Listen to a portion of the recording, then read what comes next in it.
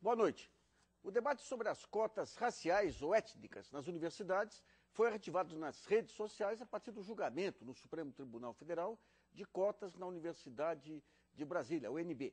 O Supremo votou a favor das cotas porque entendeu que o sistema ajuda a compensar a discriminação registrada na história do Brasil e abre as portas da universidade para maior número de negros. Segundo o levantamento da Educafro, no seu mapa de ações afirmativas, aproximadamente 440 mil pessoas já entraram no ensino superior graças às cotas, desde 2003, ano em que o sistema teve início no Brasil. Desse total, cerca de 110 mil são afrodescendentes. O Brasilianas.org de hoje retoma um tema que já foi discutido aqui em 2010, que é o sistema de cotas no Brasil. Nós vamos discutir os principais argumentos a favor e contra, e também falar do impacto que essas ações já provocaram no sistema educacional brasileiro. A defesa do sistema de cotas para afrodescendentes reforça o conceito de reparação de danos e abusos provocados no período da escravidão. Já os críticos argumentam que o sistema deve levar em conta a questão da renda, ou seja, uma cota que considere os mais pobres independentemente da cor da pele. E há os que defendem as cotas sociais com o viés racial, ou seja, aluno de escola pública e, dentre deles, uma vantagem adicional para os afrodescendentes. Para falar do assunto, recebemos aqui no estúdio São Paulo o advogado e militante do movimento antirracial, José Roberto Militão, e o mestre em Direito pela USP, especialista em Direitos Humanos, Osmar Teixeira Gaspar. E do nosso estúdio do Rio de Janeiro, recebemos o economista do BNDES e ex-pesquisador do IPEA, Marcelo Trindade Mitterhoff. E contamos também com a colaboração da jornalista Priscila de Paula. Lembrando que o programa de hoje é ao vivo, você pode enviar sua pergunta acessando o site www.brasilianas.org. Nesse primeiro bloco, vamos entender quais são os argumentos prós e contras em torno das cotas.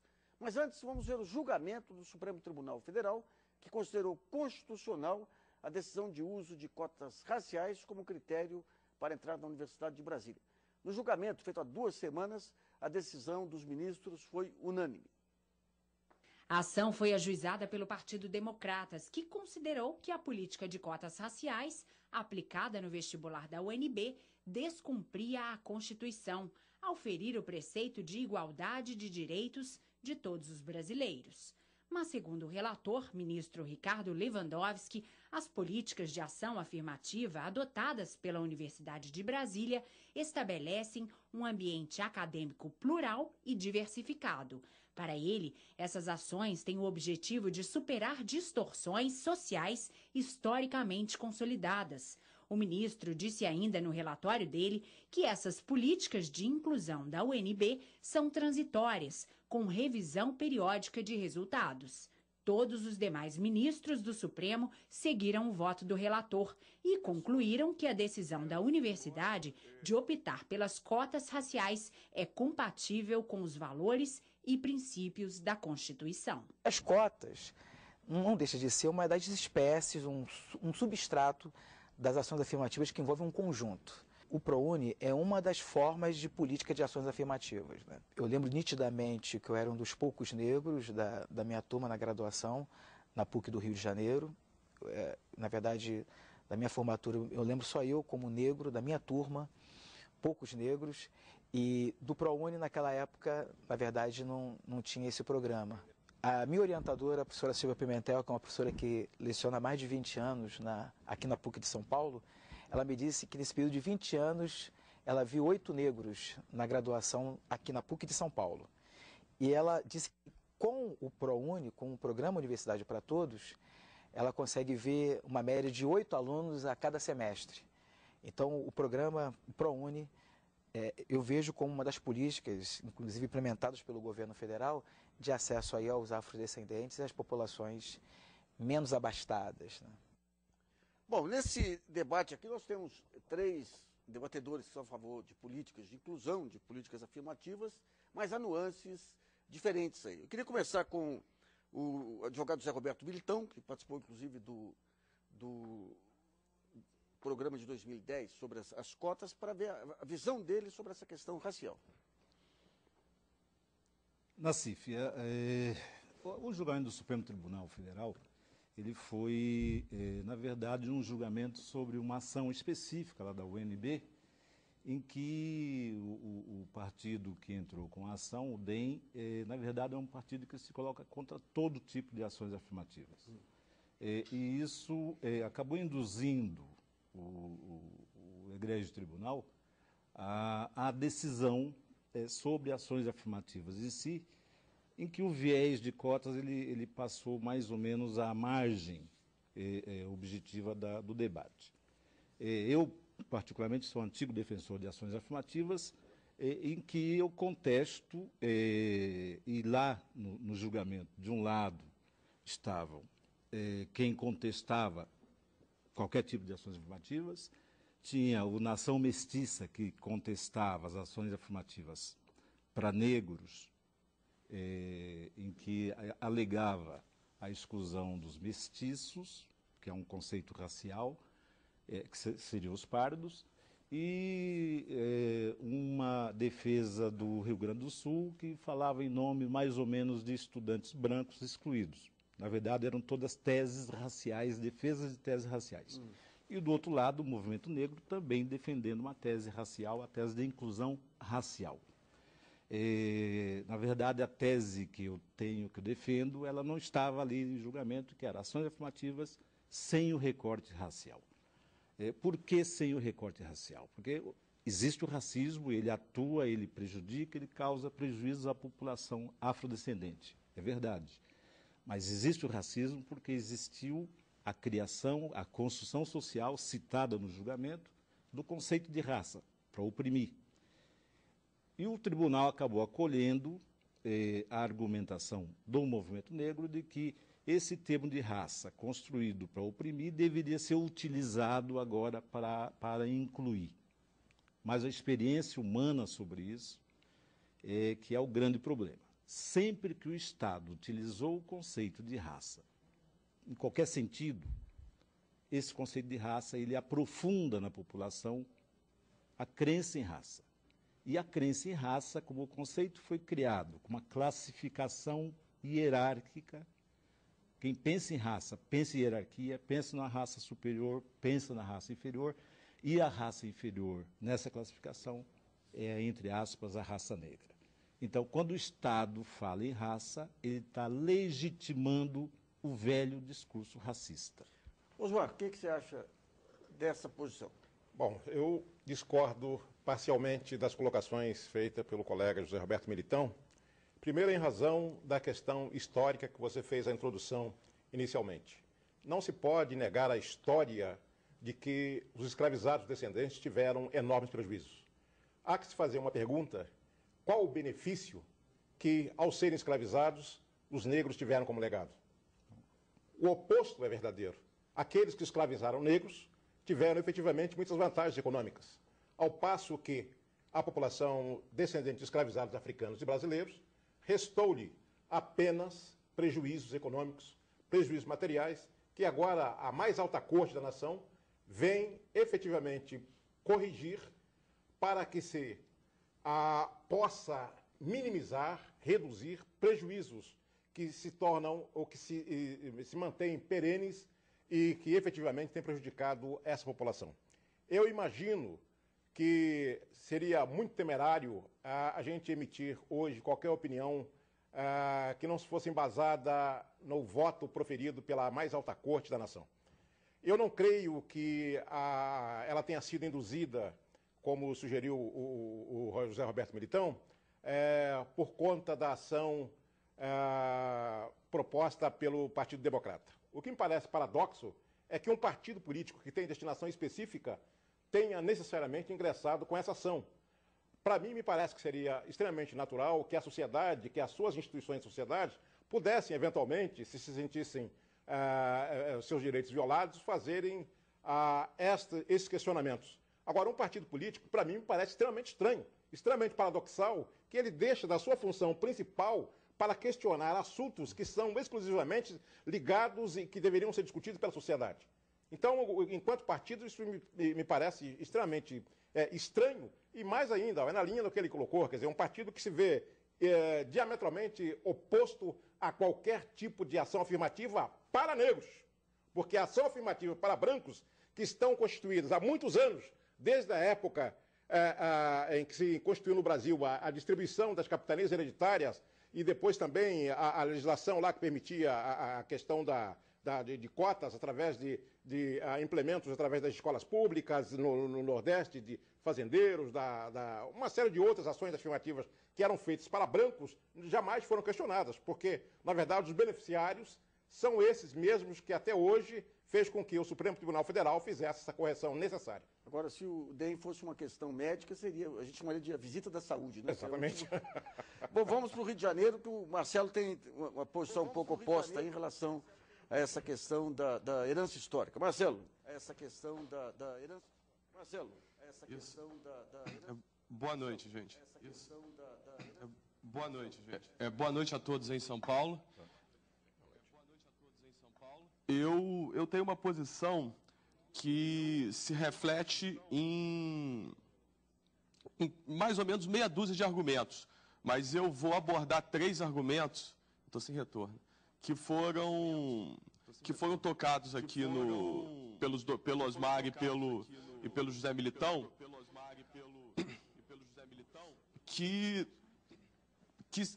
o primeiro deles é o seguinte, eu sou a favor... Sabe o que? Marcelo, a gente vai dar um tempinho até consertar essa questão do retorno e do eco aí. Assim que acertar, a gente volta com você aí. Militão, vamos pegar um ponto relevante. Se você for comparar um afrodescendente de classe média e um branco de classe pobre, é evidente que o branco é a parte vulnerável. Mas se você for comparar o branco pobre e o afrodescendente pobre, a parte mais vulnerável ainda é o afrodescendente pobre. Então, tem setores que acham o seguinte, você tem que ter uma política de inclusão social com um recorte, que nem a Unicamp fez, encarando um pouco essa desvantagem que se tem quando estão em situações idênticas. Como é que você analisa essa proposta? Não, esse argumento, ele é um argumento procedente, é evidente que todos nós, pretos e pardos, sabemos o que é o racismo no Brasil, a carga disso que carregamos para poder ter algum tipo de inserção. Agora, a solução e o custo da solução disso é que precisa ser avaliado. O que eu argumento nesse sentido? Primeiro, que quando você utiliza pelo Estado um equipamento, um instrumental, em que ele vai produzir efeitos colaterais piores ou mais agravantes do que o resultado obtido, você precisa buscar alternativas.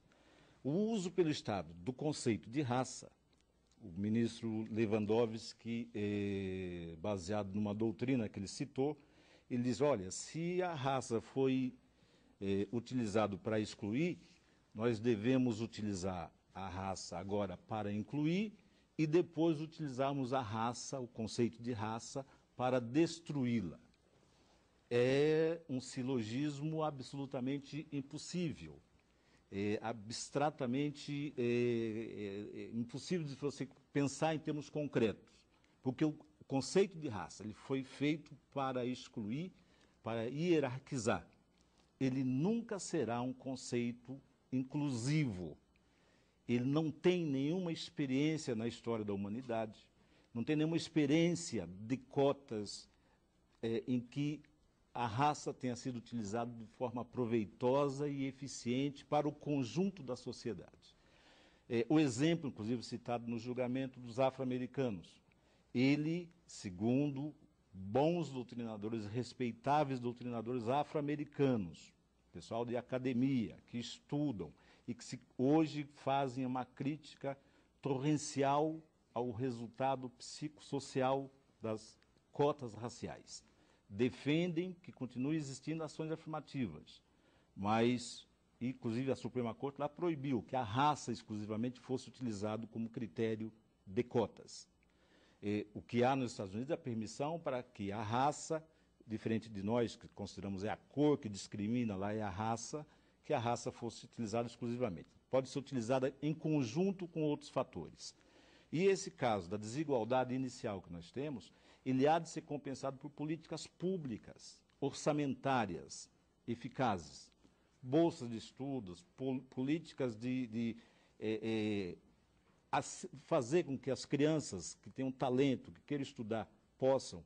Eu sempre cito o Frei Davi e o Dr. José Vicente, da Faculdade de Palmares, e o Frei Davi com o Educafro, e os demais cursinhos comunitários, como exemplo extraordinário de ações afirmativas, e que deveriam ser financiados pelo Estado.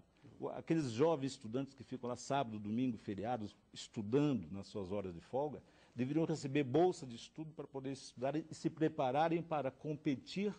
Isso sim são ações afirmativas, em igualdade de condições, porque há uma desigualdade pretérita, há uma desigualdade da pobreza, há uma desigualdade da escola pública inferior, de péssima qualidade, e que o Estado então precisa investir orçamentariamente, e aí investir orçamentariamente para que essas crianças, jovens, adquiram a competência de competição.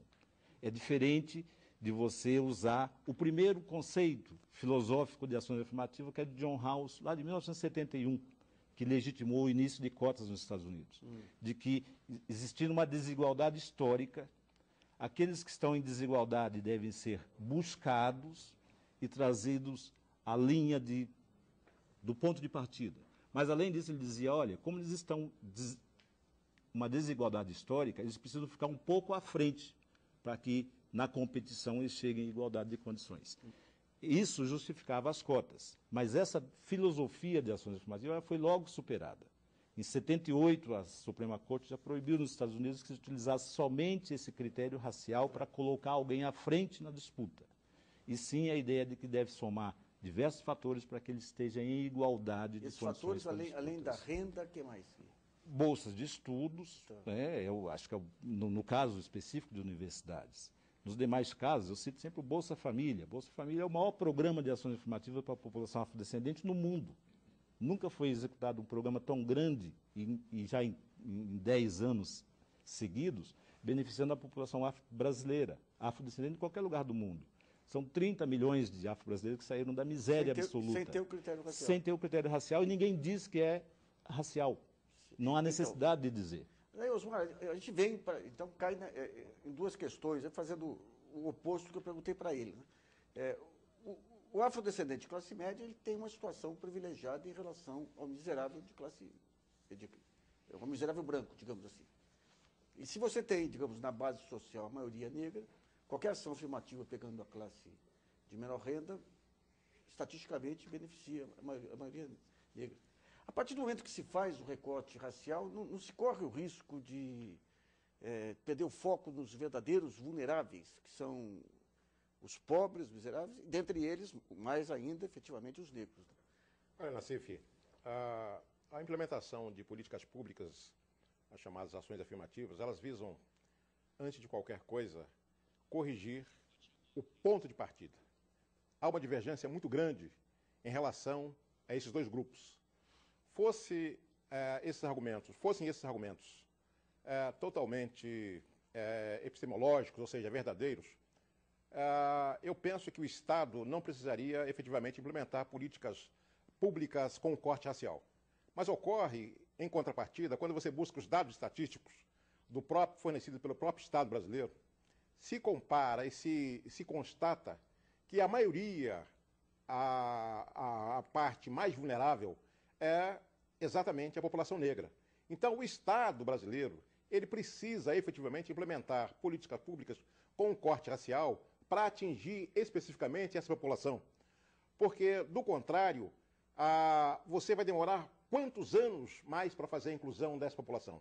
Nós estamos falando de uma população que precisa ser incluída não mais com 400 ou 500 anos, mas ela precisa ingressar agora no mercado de trabalho, nas universidades, para ontem.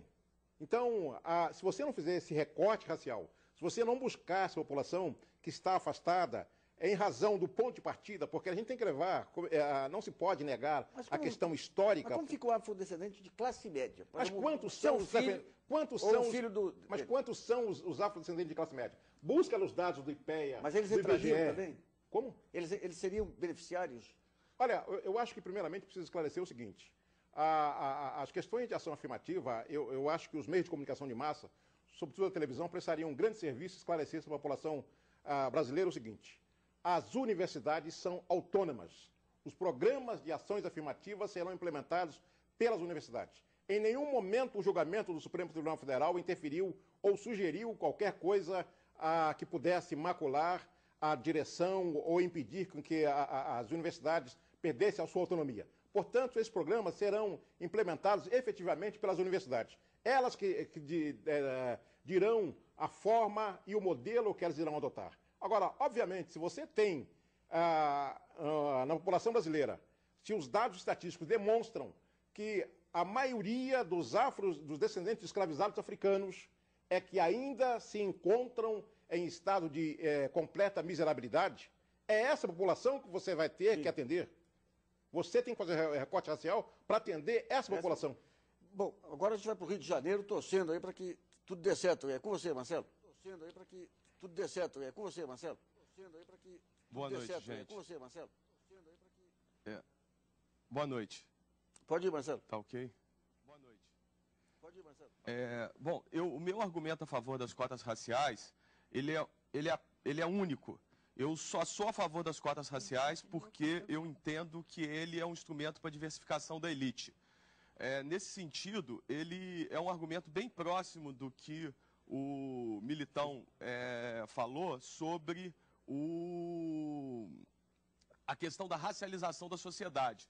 No meu caso, eu me preocupo com a racialização da sociedade, mas eu me preocupo especialmente com a racialização da elite. Portanto, as cotas raciais tentam desracializar a elite brasileira, para que tanto a população se enxergue na elite, como a elite se enxergue na população, que é um jeito de fazer com que o país fique mais coeso. Nesse sentido, as cotas raciais elas não são, no meu ponto de vista, uma reparação histórica. Primeiro, porque eu considero isso um tanto quanto inconcebível, porque os negros que existem hoje não foram escravizados e tampouco os brancos foram beneficiários dessa escravidão. O objetivo, ao desracializar a elite, é fazer com que o país daqui para frente seja um país mais coeso e que busque conjuntamente o desenvolvimento. Além disso, as cotas raciais não são, para mim, uma política de inclusão social. Ela é um objetivo paralelo e distinto à inclusão social. A inclusão social, ela é, do meu ponto de vista, algo muito mais importante, porque ele tem efeitos muito mais poderosos do que as cotas podem prover. Mas é justamente por isso que as cotas devem ser um instrumento estritamente racial e não um instrumento social. Porque as políticas sociais elas devem ser basicamente políticas de universalização em que o Estado deve prover serviços públicos de qualidade. Ele, ao fazer isso, ele necessariamente vai beneficiar os negros que hoje têm serviços públicos de má qualidade por serem pobres, os pobres aqueles que usam serviços públicos, enquanto a classe média e os ricos estão afastados tanto da escola pública, quanto dos hospitais públicos, quanto dos transportes públicos e a imensa maioria dos serviços públicos oferecidos pelo Estado. Então, a gente precisa ter uma política de universalização uma política de universalização que seja o foco da política social. Mas a política de cotas, ela tem o objetivo simplesmente de desracializar a elite brasileira. Bom, a jornalista Priscila de Paula tem uma pergunta enviada por um dos nossos telespectadores. Lembrando que o programa de hoje é ao vivo e você pode mandar sua pergunta pelo site www.brasilianas.org. Priscila. A gente recebeu diversas perguntas de telespectadores que, de alguma forma, questionam coisas que já foram abordadas aqui na questão de alternativas não discriminatórias e também a questão da inclusão não só pela raça, mas também pelo poder aquisitivo. Eu perguntaria, uma vez que essas perguntas já foram respondidas, o que poderia ser proposto pelo o que poderia ser feito, ou qual decisão o STF poderia ter tomado para não cair na questão da raça, que é um conceito perigoso, como o senhor disse? Olha, minha grande decepção, os advogados dizem o seguinte, a gente aprende isso no primeiro ano da faculdade. Decisão do tribunal cumpre-se, não se discute, mas nós podemos debater. E a grande decepção para mim no julgamento foi o aspecto filosófico do julgamento. Ao contrário do que diz o Marcelo, quer dizer, ações afirmativas, ele deve ser buscado como instrumento, a fonte original disso é um instrumento para destruir o racismo, não é para racializar, mais ou menos como ele colocou, a elite brasileira. É pelo contrário, é para destruir na cabeça da população, na cultura popular, a existência de raça e a prática do racismo. O Supremo Tribunal, ele acabou aceitando mais ou menos a tese que o Marcelo defende ali, de que é necessário, o Dr. Márcio Tomás Bastos usou na sustentação dele a expressão de colorir os álbuns de formatura do Brasil com a cara preta. Sinceramente, como humanista, eu estava ali, fui lá em Brasília assistir o julgamento. E eu estava ali como um humanista que não queria que o Brasil consolidasse a ideia de raças, me senti extremamente decepcionado, porque o que o tribunal acolheu foi essa ideia de que o Brasil precisa colorir o seu álbum de fotografia. E o que eu falo e repito com toda insistência, o Brasil precisa ser mais humano com o seu povo. Não há cabimento que o Supremo Tribunal autorize que o Estado, como foi feito no Rio de Janeiro, faça uma manipulação da escassez, retirando vagas de pobres brancos e entregá-los sobre o conceito de raça para pobres pretos. Pessoas que, em grande parte, são da mesma família, da mesma comunidade, da mesma escola pública, passam a disputar somente os pobres essa escassez sem que o Estado tenha investido nenhum real orçamentário para resolver um problema que é um problema do Estado, a falta de oportunidades e a falta de capacitação dos jovens para disputar as vagas da universidade. Bom, nós vamos fazer um pequeno intervalo e voltamos daqui a pouquinho. .org, que hoje discute o sistema de cotas raciais no Brasil. Recebemos no nosso estúdio de São Paulo o advogado e militante do movimento antirracial, José Roberto Militão, e o especialista em direitos humanos, Osmar Teixeira Gaspar. E do Rio de Janeiro, contamos com a participação do economista do BNDES e ex-pesquisador do IPEA, Marcelo Trindade Mitterhoff. Nesse segundo bloco, nós vamos falar sobre a ampliação do sistema de cotas, as políticas afirmativas e a contrapartida que se pode exigir da iniciativa privada. Renato Neves de Oliveira, que você viu na reportagem de abertura do programa, é do Educafro, entidade que promove a inclusão dos negros e pobres no sistema educacional brasileiro. Segundo ele, as universidades que adotaram o sistema de cotas já têm resultados positivos. Renato lembra ainda de outras iniciativas que ajudaram a incluir negros, como a parceria do Instituto Rio Branco e no CNPq, que passaram a distribuir bolsas de estudos de preparação para a carreira diplomática. Vamos ver. Essas bolsas, para ter acesso, é necessário fazer uma prova, é necessário avaliação. E hoje o Itamaraty está mais colorido. A gente consegue vislumbrar não só brancos representando o Brasil, mas também negros. E o mais interessante é que, recentemente, além da bolsa, hoje existe uma porcentagem a ser preenchida para negros para a carreira diplomática. E a produtividade desses negros que entram para a carreira diplomática é fantástica. Não caiu o nível, inclusive, da representação do Brasil através desses negros, como também dos alunos da UNB, da UERJ, que entraram através desse tipo de das políticas de ações afirmativas. a universidade, além de se tornar mais diversificada, a qualidade também aumentou. As políticas de ações afirmativas são políticas que envolvem não só a atuação do poder público, mas envolvem também a atuação da iniciativa privada para atender segmentos da sociedade que foram discriminados do passado. Então, eu estou focando aqui a questão ética, a questão racial, mas também entra a questão de gênero, que é de relevância, a questão da mulher. Nós temos políticas de ação afirmativas com relação ao deficiente físico. As políticas de ações afirmativas têm uma importância muito grande nos anos 40, na Índia, com relação às castas inferiores que não tinham acesso a determinadas políticas públicas. Nos Estados Unidos, com Kennedy, com Johnson, nos anos 60, também teve uma importância muito grande. Gonzalo, eu estava outro dia conversando com uma grande especialista em políticas de inclusão e ela mencionava a dificuldade que tem grupos de excluídos de se sentir solidários com outros grupos de excluídos, né? Daí entra a questão dos deficientes auditivos em relação a outros tipos de deficientes. Militão, você que milita há muitos anos aí nessa área de inclusão, saindo da universidade e pegando um contexto mais amplo aí, o que seriam políticas virtuosas aí de inclusão, inclusive na questão do mercado de trabalho?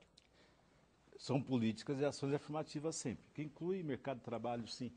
E o Estado tem um papel a desenvolver nisso, que não é a segregação de direitos. O Estado não pode fazer a segregação de direitos, mas ele pode fazer políticas indutoras, que a legislação permite, até como a inversão do ônus da prova, no caso de uma discriminação no mercado de trabalho. É um candidato que tenha sido excluído ou que não tenha sido promovido. Nos Estados Unidos se pratica muito processos indenizatórios, inclusive contra grandes empresas. A Shell, há 2 ou 3 anos atrás, fez um acordo com as organizações afro-americanas de $100 milhões de reparação por falta de promoções nos momentos adequados dos afro-americanos.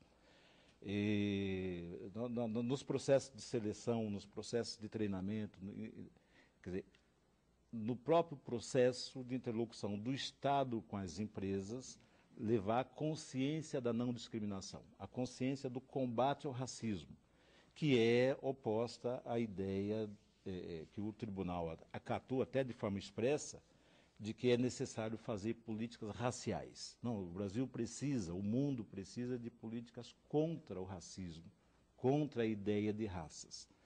E aí eu abordo sempre que houve uma decisão de caráter filosófico na decisão do Supremo, no próprio comportamento do movimento negro, reivindicando as políticas de segregação de direitos. Filosoficamente, a igualdade ela tem 4 conceitos básicos. O primeiro, sempre batido, que foi acatado pelo Supremo Tribunal, é a tese de Aristóteles. O tratamento desigual aos desiguais e o tratamento igual aos iguais, que seria a verdadeira igualdade. E essa tese de Aristóteles, ela permeou a humanidade 2.400 anos, 400 anos antes de Cristo e mais os 2.000 anos vigentes. Ela foi acolhida para fazer a escravidão. Era a tese, Aristóteles dizia, se os homens não são iguais, não podem receber direitos iguais. E isso justificava a escravidão na Grécia, justificou a escravidão nas Américas. Esse foi um debate em 1550, 1551, teve um tribunal convocado pelo rei da Espanha, em Valladolid. Essas teses foram debatidas. Um filósofo, Ginés Sepúlveda, de um lado, um bispo, o primeiro bispo de Chiapas, no México, com a filosofia cristã de igualdade. Não existe desigualdade, dizia o bispo Las Casas. São todos iguais. E o Sepúlveda dizia não. Os homens não são iguais. Existe o escravo natural. E isso prevaleceu. Os índios foram escravizados, os africanos foram escravizados em cima da tese de Aristóteles, expressamente em cima da tese de Aristóteles. A tese cristã ela ficou no sagrado. No século XVIII vem a tese iluminista. É essa que nos rege hoje, de que todos nascem iguais, com iguais direitos à vida e à liberdade. Essa tese é a tese republicana, é a tese que está na nossa Constituição. essa tese foi abandonada. O que o Supremo Tribunal acolheu e o que o movimento negro vem sustentando e usando Aristóteles como referência no Supremo Tribunal, no voto do ministro relator, vai sair escrito lá que a tese acolhida foi a tese de Aristóteles. A tese aristotélica Eu da queria ver desigualdade. com o Osmar um ponto. Quando você está falando em miseráveis, digamos, dada a igualdade de condições de miserabilidade, o negro ele tem uma desvantagem em Não sou eu relação... que digo, são os dados estatísticos fornecidos Sim. pelo próprio Estado que apontam isso. Sim.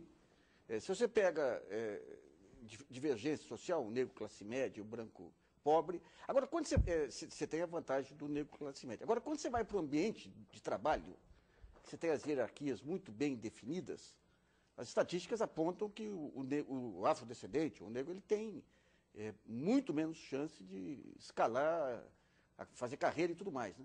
O que se pensa em termos de ações afirmativas para impedir essa vulnerabilidade do negro no ambiente de trabalho? Eu vou lhe trazer um dado que talvez não seja novidade para muitos, mas para algumas pessoas, o telespectador que está nos assistindo, talvez não saiba disso. Veja bem, você pega dois jovens, um negro e um branco, que moram nos grotões das grandes cidades e são oriundos da mesma localidade, frequentam a mesma escola pública, são egressos dessa escola pública, ou seja, receberam a mesma escolaridade. Aí quando você vai para o sistema, para o mercado de trabalho, especificamente o setor de bancos, o setor privado, você pode caminhar, no caso nós estamos falando em São Paulo, na Avenida Paulista, ou em qualquer bairro aqui, próximo, você, de um modo geral, você não consegue encontrar negros trabalhando como bancários. E, em contrapartida, você encontra brancos oriundos da escola pública, ou seja, onde os negros também estudaram, trabalhando nesses bancos. O que é isso? Isso, para mim, é muito claro. Ora, há uma preferência nítida. Sim, o mercado de trabalho, não tem dúvida. Extremamente violenta com essa população. É uma exclusão que a sociedade não reclama. E você convive com isso, naturaliza esta ausência constantemente. Então é preciso se implementar políticas públicas para você não reduzir, mas para minimizar, para você terminar com a naturalização da ausência dessa população do mercado de trabalho, das universidades, porque onde mesmo ela se encerra, o próprio nome da universidade, ele parte de um pressuposto de uma pluralidade. Então, quando você não contempla essa pluralidade, tem alguma coisa errada que precisa ser introduzida e ser corrigida. E foi isso que o Supremo Tribunal Federal fez, corrigir historicamente essas distorções que se deu lá atrás.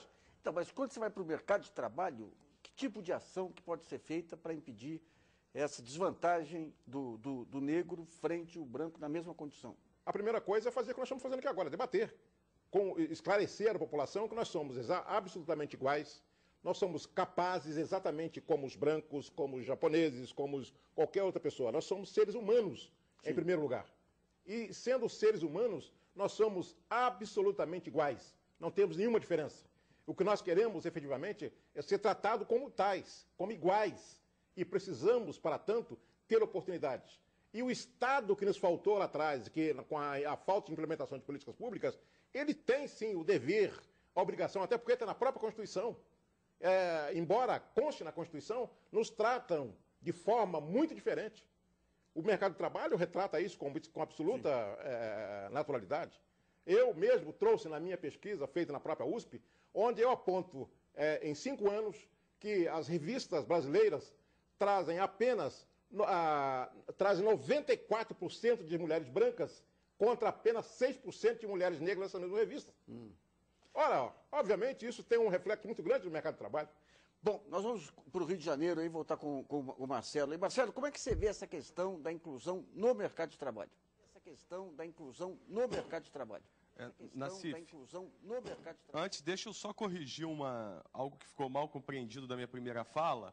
Eu entendo que a gente precisa desracializar a elite brasileira, porque a elite brasileira ela é racializada e ela é branca. Então, ao contrário do que o Militão entendeu, eu não defendo a racialização, eu defendo a desracialização da elite. E eu faço questão de usar esse termo porque eu acho esse termo um termo importante e caro para aqueles que combatem as cotas raciais. O segundo ponto que eu acho importante é o seguinte, é que a gente está falando muito em ações afirmativas e considerando que as cotas raciais não seriam ou seriam um tipo de ação afirmativa danosa. Eu acho que a gente tem que tomar um pouco de cuidado com isso, porque a gente poderia, no limite, também dizer que as delegacias de mulheres são frutos do machismo, porque as mulheres deveriam ser bem tratadas em todas as delegacias, e isso é verdade. No entanto, se identificou e pragmaticamente se estabeleceu uma política de criar um ambiente em que as mulheres se sentissem mais à vontade para fazer as denúncias de violência doméstica, de violência contra a mulher em geral. Então, acho que é importante fazer esses esclarecimentos. Em relação ao mercado de trabalho, a primeira coisa é o seguinte, eu acho que enquanto a gente tiver uma elite que se enxerga como branca, os negros vão continuar tendo dificuldade de ascender as posições mais relevantes no mercado de trabalho. Então, eu continuo achando que o importante é diversificar a elite. E, nesse sentido, eu acho que é possível a gente pensar em mecanismos de apropriação mais direta da renda, porque a educação é um mecanismo de ascensão social indireto, né? E, por exemplo, através de cotas para negros e pardos nos serviços públicos. Até mesmo poderia ser possível pensar na iniciativa privada, mas aí eu acho que a gente poderia chegar num nível de atrito que traria mais problema do que benefício. Bom, vamos a mais uma pergunta que a Priscila selecionou dos nossos telespectadores. Lembrando que o programa é ao vivo e ainda dá tempo de mandar sua pergunta para o site www.brasilianas.org. Priscila. Só para não ser injusto, os telespectadores que fizeram perguntas parecidas com os assuntos abordados, os temas, né, o enfoque na discussão do bloco anterior, Lucas Costa, de Pernambuco, Antônio Gonçalves, de Aracaju e Pedro Ivo, do Rio. Agora a gente tem perguntas de telespectadores que estão preocupados com essa questão da ampliação das políticas afirmativas. A Verônica Silva, do Recife, o Zacarias Silvio Lima, de Porto Alegre, perguntam por que não incluir nessa discussão os índios? Mas não é injusto beneficiar apenas os afrodescendentes, né? Então, esses telespectadores querem saber como poderia ser ampliada essa discussão. Ok. É evidente que os índios constituem uma categoria especial de brasileiros, tanto pela história, que eram os donos daqui, que foram usurpados da seu meio de vida, quanto ao pequeno número que restou desse genocídio praticado pelo colonizador. E merecem um tratamento, sim, aí específico. Eles possuem uma cultura separada da nossa. Não há a aculturação do índio, não é comprovadamente o melhor caminho de integração. Então, eles precisam ser tratados com muita mais especificidade.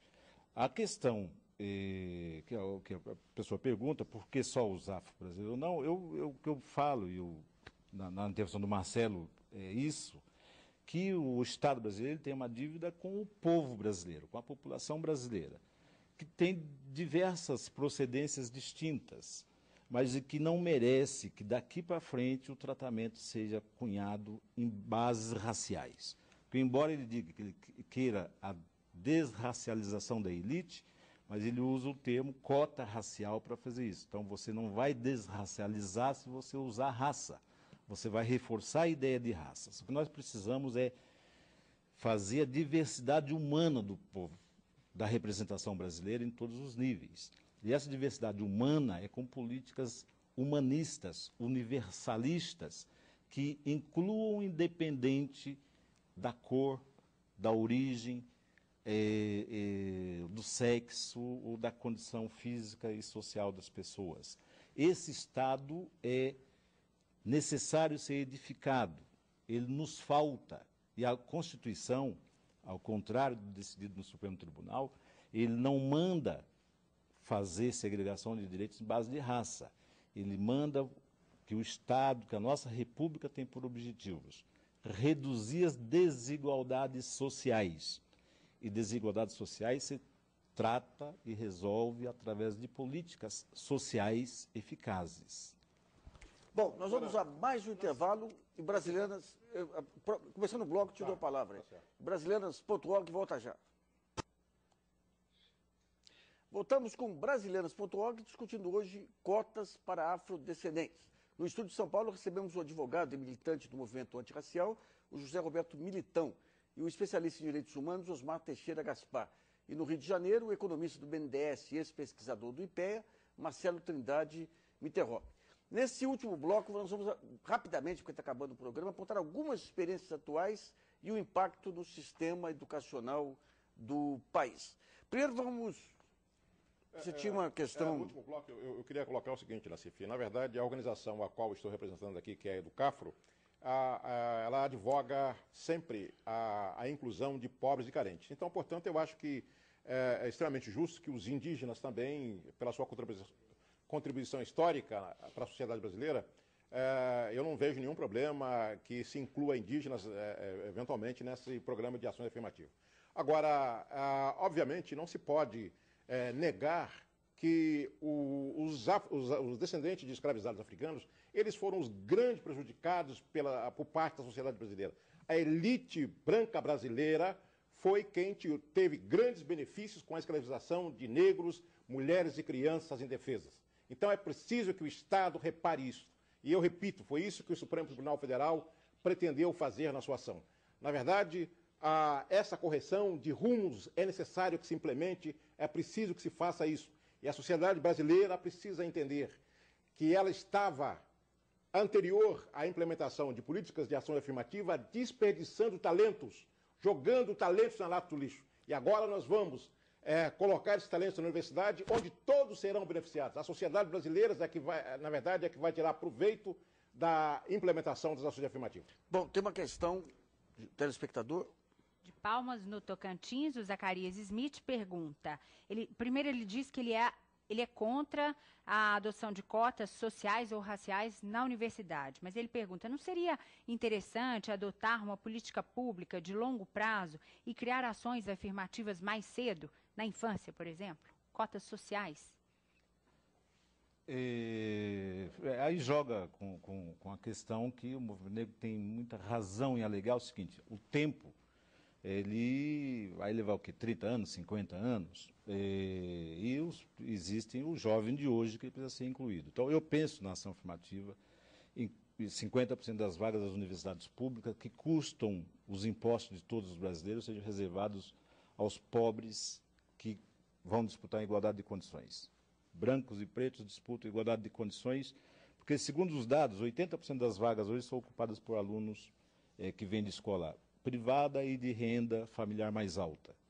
Se você separar 50%, pelo menos, para os mais pobres, que vai contemplar igualdade de condições de disputa, brancos e pretos, você estará produzindo justiça social e aproveitando os talentos que têm sido desperdiçados. Porque o jovem também, que quando hoje o Estado faz essa manipulação da escassez, retira vagas de pobres para entregar para pobres, ele não está mexendo com os privilégios das elites. Se 25% das vagas ficam reservadas somente para negros, os outros 75% serão disputadas e preenchidas provavelmente pelos mais ricos da elite branca brasileira. Mas isso sempre foi, né? Mas não é justo socialmente falando, em termos de humanidade, em termos de um Brasil que nós imaginamos acolhedor de todos, que se faça essa manipulação de escassez, sem investimento orçamentário nenhum. Então, o investimento ele viria em bolsa de estudos desde a primeira infância, sem dúvida, para os melhores alunos a nível de ensino fundamental, para os melhores alunos a nível de ensino médio, e nos cursinhos, a Educafro está aí, um grande exemplo, são pessoas que estão se preparando para competir. E essa competição ela é da natureza das universidades. Quer dizer, não se consegue fazer universidades suficientes nos países pobres, pelo menos, para que toda a população chegue. Então, há competição, que ela seja feita em bases humanas, visando que as universidades, inclusive que as universidades em si façam seus programas específicos, não tem nenhum problema. A minha discussão ela se prende a que o Estado não pode fazer a imposição coercitiva e compulsória de cotas em base de raça. Mas o Estado pôde deixar de fazer a inclusão daquela população que ficou parcialmente ou totalmente desprovida. Sim. Então, na verdade, faltou a parte do Estado. Então é isso que está se discutindo. O Estado faltou e é preciso que ele implemente políticas públicas para fazer a correção disso. Bom, a gente está chegando ao final aqui do programa. O mais importante de toda essa discussão é o seguinte: tem nuance, defesa de um tipo de cota e de outra lá, mas o mais relevante é que as políticas de inclusão, as ações afirmativas são essenciais para um país que se pretende civilizado.